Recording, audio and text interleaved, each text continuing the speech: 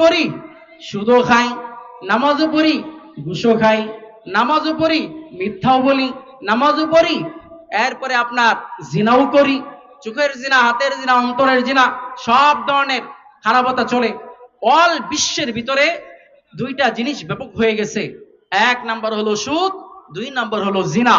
তাও রসুলের জামানায় বলতে পারেন, রসুলের জামানায় কি ছিল না? ছিল, তবে এগুলো গোপন ছিল।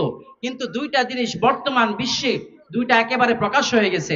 একটা হলো সুদ, যেটা আন্তর্জাতিকভাবে বৈধ দেওয়া হয়েছে, কিন্তু ইসলাম কি সুদকে বৈধ দিয়েছে বলেন? জিনা, আজকে দেশের মধ্যে, বিভিন্ন দেশের মধ্যে আগুন লাগে, গজব পড়ে, কারণ কি? এই দুইটা কারণে। এক নাম্বার সুদ, দ্বিতীয় নম্বর হলো কি বলেন না কেন? জিনা। এখন তো ওপেন সব, জিনা সহজ হয়ে গেছে, বিয়ে কঠিন হয়ে গেছে। কিন্তু ইসলামের মধ্যে বিয়েটাই সহজ দরকার ছিল, জিনাটাই কঠিন। কিন্তু ইসলামের মধ্যে যখন এটা হয়ে গেছে যে বিয়া সহজ, জিনা কঠিন, কিন্তু এই এখন অবস্থান এমন হয়েছে যে জিনাটা সহজ হয়ে গেছে আর বিয়েটা কঠিন হয়ে গেছে। এখন বিয়ে করতে হলে কি লাগবে? নিজের পায়ে দাঁড়াতে হবে। আসলে আমি বলতে চাই, এতদিন কার পায়ে দাঁড়িয়েছেন? বিয়ে করতে হলে নিজের পায়ে দাঁড়াতে হবে। আসলে এটা হাদিসের মধ্যে আসছে, আল্লাহ নবী বলেন, যদি কেউ বিয়ে করে আল্লাহ তাআলা তার রিজিকের মধ্যে বৃদ্ধি দিয়ে দেন। সুবহানাল্লাহ। যদি কারো সন্তান হয়, আল্লাহ আরো রিজিকের ব্যবস্থা করে দেন। অনেকে বলে অনেক সন্তান আছে, কেমনে চালাবো? আরে ভাই, আপনি চালাবেন কিভাবে? এক একটা সন্তান পৃথিবীতে আসার 50,000 বছর আগে আল্লাহ তাআলা রিজিকের ব্যবস্থা করে দিয়েছেন। সুবহানাল্লাহ বলেন। আসলে আপনাদের সামনে যে একটা বিষয় নিয়ে আলোচনা করতে চাচ্ছি, পৃথিবীতে এমন একটা ঘর আছে যে বাইতুল্লাহ ঘর। এই বাইতুল্লাহ আপনার প্রত্যেকটা মানুষের দিল চায় সেই বাইতুল্লাহ যাওয়ার জন্য। কারণ এটার একটা কারণ আছে, কারণ যেখানে বাইতুল্লাহ তৈরি হয়েছে ওই জায়গার মাটি থেকে আল্লাহ তাআলা আমাদেরকে সৃষ্টি করেছেন। সুবহানাল্লাহ বলেন। এই জন্য আদম আলাইহিস সালাম নবী কাবা ঘর তওয়াফ করেন। সর্বপ্রথম দুনিয়াতে যখন আসেন কাবা ঘর তওয়াফ করেন, এরপরে শীষ নবী তওয়াফ করেন, এরপরে হযরত ইদ্রিস আলাইহিস সালাম তওয়াফ করেন, এরপরে হযরত নূহ আলাইহিস সালাম পৃথিবীতে বেঁচে ছিলেন 950 বছর। কত বছর? কথা বলেন না কেন? 950 বছর। 950 বছর দাওয়াত দিয়া মানুষ আনছে ঈমানের পথে মাত্র 82 জন। কতজন? 950 বছর দাওয়াত দিয়ে মাত্র আনছে কতজন? 82 জন। এখন আল্লাহ তাআলার কাছে বলে, আল্লাহ ক্বালা রাব্বি ইন্নী দাউতু লাইলা ওয়া নাহারা, হে প্রভু, দিনে রাতে দাওয়াত দেই, কিন্তু তারপরেও কথা মানুষ মানে না। ফালাম ইয়াজিদহুম দুআই ইল্লা ফিরারা, আমি কত দোয়াই করতেছি, কত দাওয়াতই দেই, কিন্তু তারা বেগেই যায়। এরপরে হযরত নূহ আলাইহিস সালাম বলেন, ইন্নাকা ইন তাদারহুম ইদিল্লু ইবাদাকা ওয়ালা ইয়ালিদু ইল্লা ফাজিরান কাফফারা। হে প্রভু, যদি তাদেরকে ছেড়ে দেন তাহলে তারা অনেক মানুষদেরকে পথভ্রষ্ট করবে। ইন্নাকা ইন তাদারহুম, যদি নিশ্চয়ই আপনি তাদেরকে ছেড়ে দেন, ইদিল্লু ইবাদাক, তারা আপনার বান্দাগুলোকে তারা পথভ্রষ্ট করবে। ওয়ালা ইয়ালিদু ইল্লা ফাজিরান কাফফারা, তারা জন্ম দিবে না, শুধু কাফের করেই জন্ম দিবে। এবার আল্লাহ পাক রব্বুল আলামিনের কাছে যখন বললেন আল্লাহ এদেরকে ধ্বংস করে দেন, আল্লাহ পাক রব্বুল আলামিন বলেন, ঠিক আছে, ওয়াসনাইন ফুলকা বিআয়ুনিনা, আমার চোখের সামনে একটা নৌকা বানাও। কি বানাও? একটা নৌকা বানাও। আমার চোখের সামনে কি করো? একটা নৌকা বানাও। ওয়াসনাইল ফুলকা বিআয়ুনিনা, আমার চোখের সামনে একটা নৌকা বানাও। এবার জিবরাইল হযরতে নূহ আলাইহিস সালাম বলেন, আল্লাহ নৌকা বানাবো, কি দিয়ে বানাবে? আল্লাহ তাআলা জানায় দিলেন কাঠ দিয়ে বানাইবা। এবার নূহ আলাইহিস সালাম জানাইলেন আল্লাহ কি কাঠ দিয়ে বানাবো? আল্লাহ পাক রব্বুল আলামিন বললেন, মিন খাশাবি শাল গাছ দিয়ে বানাইবা। হযরতে নূহ আলাইহিস সালাম পুরা পৃথিবী এই শাল গাছ খুঁজতেছেন, কিন্তু গাছ পান না। আল্লাহ পাক রব্বুল আলামিন জিবরাইলের মাধ্যমে পৃথিবীর মধ্যে শাল গাছের চারা রোপণ করে দিলেন। তাফসীরের কিতাবের মধ্যে আছে 20 বছর, কেউ বলেছেন 40 বছর, 100 বছর। এই 20 বছরের মাত্রা হলো সহিহ। হযরত নূহ আলাইহিস সালাম 20 বছর অপেক্ষা করার পর এই গাছের চারাটা যখন বড় হলো, বড় হয়ে যাওয়ার পর আল্লাহ পাক রব্বুল আলামিনের হুকুমে এই গাছটা কাটলো। এখন আল্লাহ পাক রব্বুল আলামিনকে জানান, ওগো আল্লাহ, নৌকা কিভাবে বানাবো আমার জানা নাই। আল্লাহ পাক রব্বুল আলামিন হযরত জিবরাইল আমিন আলাইহিস সালাতু ওয়াস সালামকে পাঠিয়ে দিলেন, হে জিবরাইল যাও। ইঞ্জিনিয়ার হিসেবে জিবরাইল আমিন আলাইহিস সালাতু ওয়াস সালাম এসে গেলেন। সুবহানাল্লাহ বলেন। হযরত নূহ আলাইহিস সালাতু ওয়াস সালাম যখন জিবরাইল আমিন আলাইহিস সালাতু ওয়াস সালাম আসলেন, আল্লাহর কাছে বলেন, আল্লাহ নৌকাটা বানাবো আমি কয় তালা? আল্লাহ তাআলা জানায় দিলেন 3 তালা বানাইবা। সুফলা বুস্তা উলা, প্রথম তালা নিচতলা বানাইবা, মধ্যম তালা বানাইবা, উপরের তালা বানাইবা। 3 তালা বিশিষ্ট নৌকা বানাইবা। লম্বা বানাইবা 80 গজ, প্রস্থ বানাইবা 50 গজ, আর উপর দিকে আসমানের দিক দিয়ে 30 গজ বানাইবা। তবে এবার নূহ আলাইহিস সালাতু ওয়াস সালাম আল্লাহর কাছে বললেন, আল্লাহ 3 তালা কেন বানাবো? এবার আল্লাহ পাক রব্বুল আলামিন জানায় দিলেন, প্রথম তালার মধ্যে থাকবে হিংস্র প্রাণী, দ্বিতীয় তালার মধ্যে থাকবে গরু ছাগল, যেই সমস্ত প্রাণীগুলো হিংস্র না, আর তৃতীয় তালার মধ্যে থাকবে মানুষ। হযরত নূহ আলাইহিস সালাতু ওয়াস সালাম এই 3 তালা বিশিষ্ট নৌকা বানাইলেন। 3 তালা বিশিষ্ট নৌকা যখন বানাইলেন, এখন বানানোর পর এই নৌকা কাফেররা ঠাট্টা করে, হে নূহ, এই মরুভূমি প্রান্তরের মধ্যে তুমি নৌকা বানাইতেছো, মরুভূমি প্রান্তরের মধ্যে নৌকা বানাইতেছো, তুমি তো পাগল ছাড়া আর কিছুই না। আল্লাহ পাক রব্বুল আলামিন নূহ আলাইহিস সালাতু ওয়াস সালামকে জানায়া দেন, হে নূহ তুমি জানায়া দাও আমি পাগল না, বরং তোমরাই পাগল। অচিরেই তোমাদের সামনে এমন একটা প্লাবন আসবে, এই প্লাবন থেকে ঈমানদার ছাড়া কেউ বাঁচতে পারবে না। আল্লাহ পাক রব্বুল আলামিন নূহ আলাইহিস সালাতু ওয়াস সালামকে জানায়া দিলেন, তোমার স্ত্রী যেই চুলার মধ্যে রুটি পাকায়, ওই চুলার নিচ থেকে যেদিন পানি বের হবে সেদিন তোমরা সকলে ঈমানদার নৌকার মধ্যে উঠবা, সমস্ত প্রাণীগুলোকে একসাথে উঠাইবা জোড়ায় জোড়ায়। এই চুলাটা আদম আলাইহিস সালাতু ওয়াস সালামের স্ত্রী হাওয়া আলাইহিস সালাতু ওয়াস সালাম, হাওয়া আলাইহিস সালাতু ওয়াস সালাম যে এই চুলার মধ্যে রুটি বানাইতেন, বংশ পরম্পরায় হযরতে নূহ আলাইহিস সালাতু ওয়াস সালামের স্ত্রীর কাছে আসছে। এই চুলা কোথায় ছিল? বর্ণনায় আছে 3টা জায়গার মধ্যে বর্ণনায়। 1 নাম্বার হলো হিন্দুস্তানের কোন এলাকায়, ভারতের কোন এলাকায়। 2 নাম্বার রওয়ায়াত হলো মক্কার কোন এলাকায়। 3 নাম্বার রওয়ায়াত হলো ফিলিস্তিনের কোন এলাকায়। এই 3টা এলাকার মধ্য থেকে কোন একটা চুলার মধ্যে হযরতে নূহ আলাইহিস সালাতু ওয়াস সালামের স্ত্রী কি পাকাইতেছিলেন? রুটি পাকাইতেছিলেন। হঠাৎ করে নিচ দিয়ে পানি আসতেছে। এবার হযরত নূহ আলাইহিস সালাতু ওয়াস সালামের কাছে গেলেন। হাত্তা ইদা জাআ আমরুনা ওয়া ফারাতান নূর, আল্লাহ তাআলা জানায় দেন যখন আমার আদেশ আসবে তখন ওই চুলার নিচ থেকে পানি বের হবে। কুল নাহমিল ফিহা মিন কুল্লি জাওজাইন, হে নূহ তুমি নৌকার মধ্যে তুমি জোড়ায় জোড়ায় উঠাইবা। এবার হযরত নূহ আলাইহিস সালাতু ওয়াস সালাম জানায় দিলেন, আল্লাহ এই জোড়ায় জোড়ায় উঠাইলেন, তারপরে এই এতগুলো মানুষ এতগুলো জোড়ায় জোড়ায় যদি উঠাই তো নৌকার মধ্যে জায়গা হবে কিভাবে? আল্লাহ তাআলা জানায় দিলেন, যদি প্রত্যেকটা প্রাণী জোড়ায় জোড়ায় না তুলো তাহলে বংশ বিস্তার কিভাবে হবে?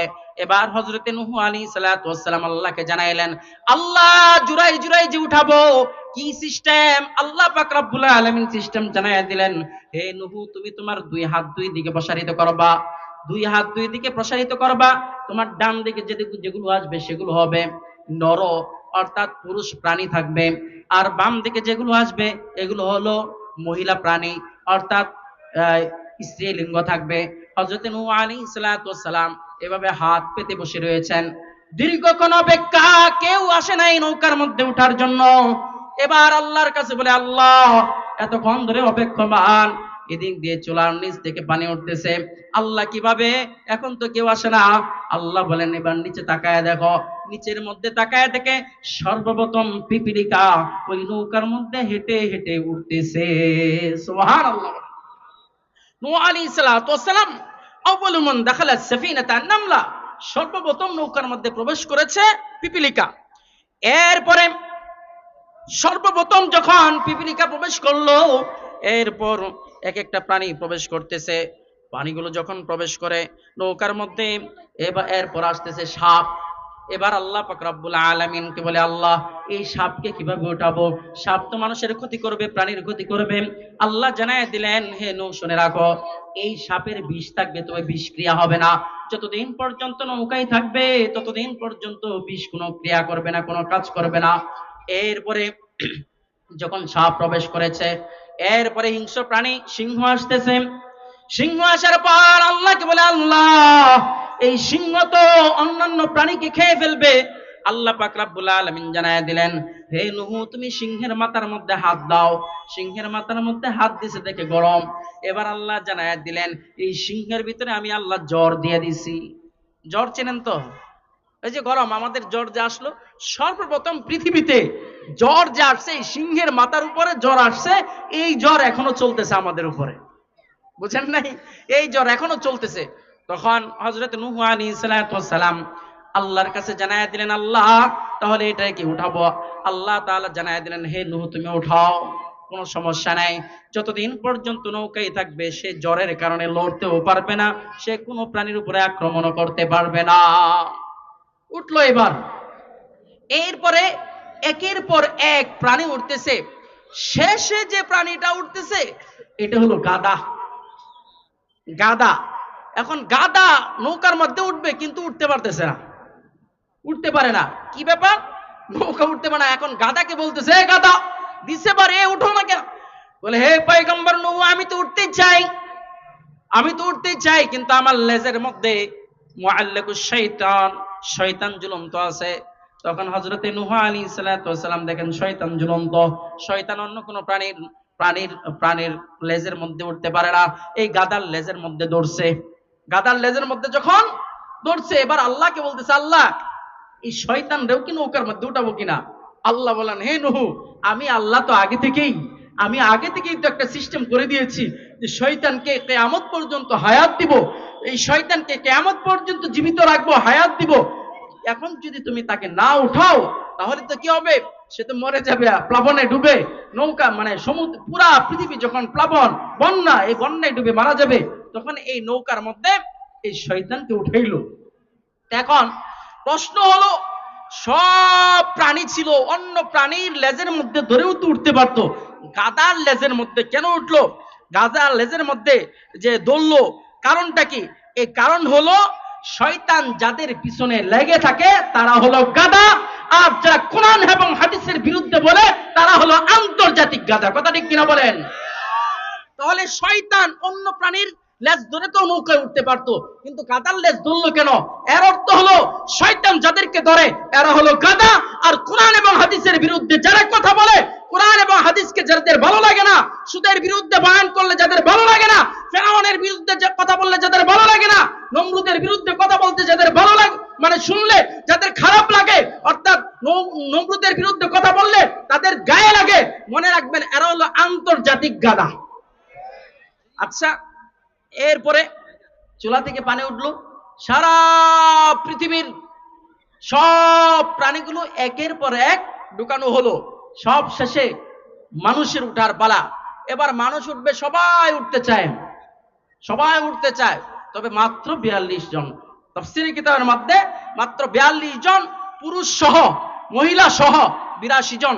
এই 82 জন মানুষ যখন উঠবে এটার মধ্যে, এবার হযরত নূহ আলাইহিস সালাম আল্লাহর কাছে জানালেন, আল্লাহ কিভাবে উঠবো, কতক্ষণ কেমনে উঠবো?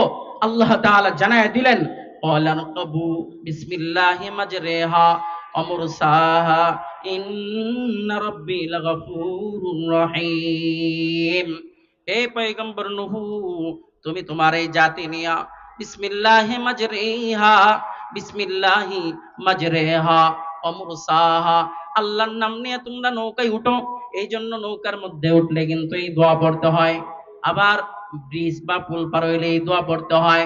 যখন সকল মানুষগুলো উঠলো, ওঠার পর তার ছেলে কেনান, কেনানকে বলা হলো, নূহ আলাইহিস সালাম বলেন, হে কেনান তুমি নৌকায় উঠো। তখন বলে, না না আমি নৌকায় উঠবো না, আমি বড় একটা পাহাড়ের টিলায় বসে থাকবো। হযরত নূহ আলাইহিস সালাম জানায় দিলেন, হে ছেলে আজকের এই প্লাবন থেকে কারো বাঁচার উপায় নাই। হযরত নূহ আলাইহিস সালাম যখন নৌকায় উঠলেন, কিছুক্ষণ পরেই তার ছেলেকে প্লাবনে এসে শেষ করে দিল। এবার নূহ আলাইহিস সালাতু ওয়াস সালামের এই নৌকা সারা পৃথিবীর মধ্যে ঘূর্ণয়মান 6 মাস ঘূর্ণয়মান শেষে গিয়া বাইতুল্লাহ যে জায়গাটা হযরত নূহ আলাইহিস সালাতু ওয়াস সালাম নৌকা নিয়ে যখন ওই বাইতুল্লাহর কাছে গেলেন, বাইতুল্লাহ গিয়ে দেখেন সেখানে বাইতুল্লাহ নাই। আল্লাহ পাক রব্বুল আলামিন যখন নূহ আলাইহিস সালাতু ওয়াস সালামের প্লাবন হয়, বাইতুল্লাহটা উঠায়া চতুর্থ আসমানে রেখে দিয়েছেন। সুবহানাল্লাহ। নূহ আলাইহিস সালাতু ওয়াস সালাম যখন নৌকাটা 4টা ঘুরন দিল, 4টা মানে 7টা চক্কর দিল, 7টা চক্করের মধ্যে দেখে হযরত আদম আলাইহিস সালাতু ওয়াস সালামের লাশ ওই নৌকার পাশে যে আছে, ওই সারা পৃথিবী যেমন প্লাবন হয়ে গেছে, হযরত আদম আলাইহিস সালাতু ওয়াস সালামের লাশ ওই নৌকার পিছন দিক দিয়ে তওয়াফ করতেছে। তখন হযরতে নূহ আলাইহিস সালাতু ওয়াস সালাম এই আদম আলাইহিস সালাতু ওয়াস সালামের লাশটা নৌকার মধ্যে উঠাইলেন। সুবহানাল্লাহ। সেখানে উঠানোর পর যদি নামক পাহাড়ের মধ্যে সারা পৃথিবী প্লাবিত হয়ে গেল। এক কথায় ইন্নাকা ইন তাদারহুম ইদুল্লু ইবাদাকা ওয়ালা ইয়ালিদু ইল্লা ফাজিরান কাফারা।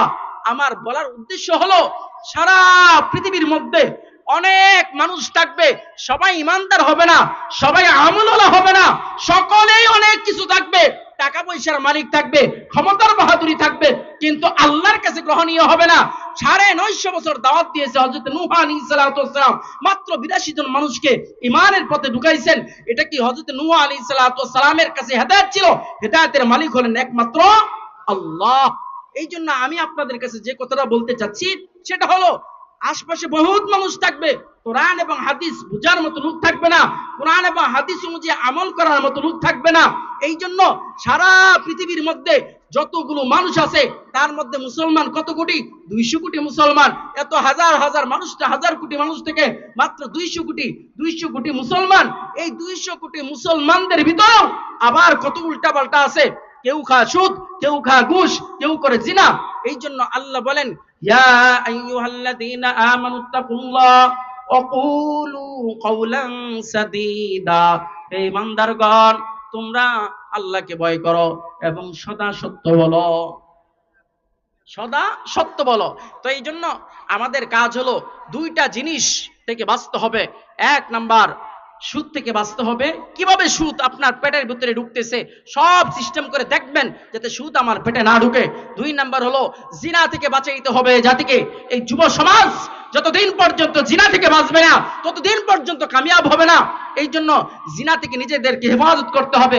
এই 2টা কাজ থেকে বাঁচার জন্য সহজ উপায় হলো আল্লাহর ভয়, আরেকটা হলো ইস্তেগফার। এই 2টা জিনিস যখন করবে, আল্লাহ তাআলা অপরাধ করছে সাথে সাথে সেখানে ইস্তেগফার করবে, বাস অপরাধ মুছে যাবে। আল্লাহ তাআলা আমাদের সকলকে তৌফিক দান করুন। আসসালামু আলাইকুম ওয়া রাহমাতুল্লাহ। যে